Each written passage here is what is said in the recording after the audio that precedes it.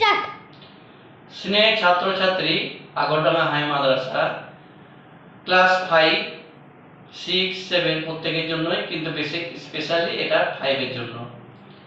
তোমাদের আজকে শেখাবো 3 দ্বারা বিভাজন নিয়ম। অর্থাৎ বড় একটা সংখ্যা আছে, যেমন ধরো 2, 0, 8, 5। এই সংখ্যাটি আছে, এই সংখ্যাটিকে আমরা 3 দিয়ে ভাগ করলে মিলবে কি মিলবে না এটি আমরা জানবো। যদিও এটা আমরা ভাগ করব না, ভাগ না করেই আমরা বলবো যে এটা 3 দিয়ে ভাগ করলে মিলবে, ভাগ না করেই বলবো এটা 3 দিয়ে ভাগ করলে মিলবে না। কি নিয়ম?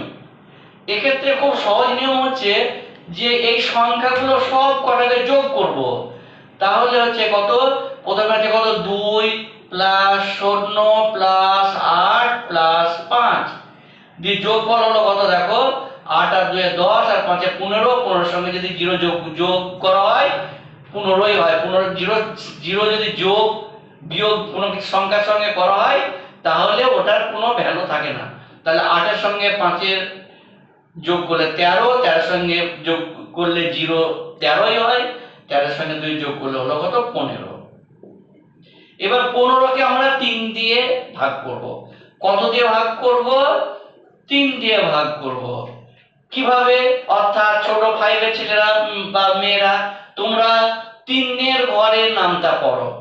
3 একে 3, 3 দুগুণে 6, 3 তিরিকে 9, 3 চারে 12, 3 পাঁচে 15, মিলে গেল।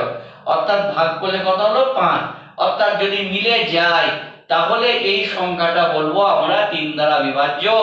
অর্থাৎ এটা 3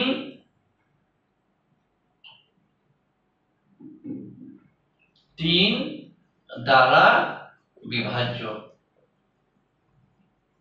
আর যদি যোগফলটা 3 দিয়ে ভাগ করে না মিলে তাহলে আমরা কখনোই বলতে পারবো না যে এটা 3 দ্বারা বিভাজ্য। নেক্সট, এবার একটা সংখ্যা আমরা করছি।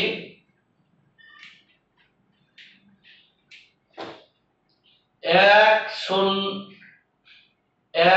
5 4 3, এটা 3 দ্বারা বিভাজ্য কিনা?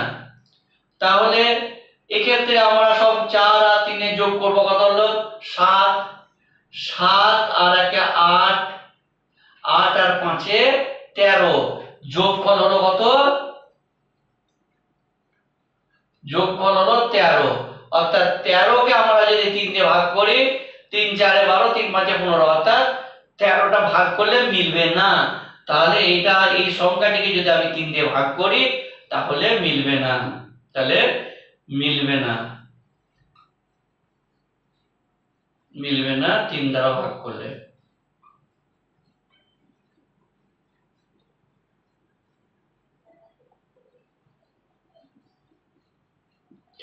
এই বিভাজ্যতার নিয়ম আমাদের খুবই প্রয়োজন।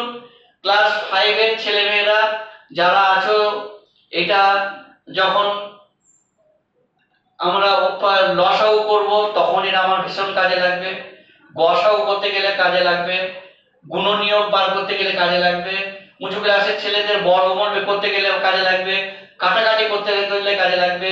সেই জন্য এই ধরনের আমাদের টিপস গুলোকে প্রত্যেকের জন্য 5 to 10 পর্যন্ত মনে রাখতে হবে। কিসের জন্য? অঙ্কটা করার ক্ষেত্রে। আজকে এই পর্যন্তই, ধন্যবাদ।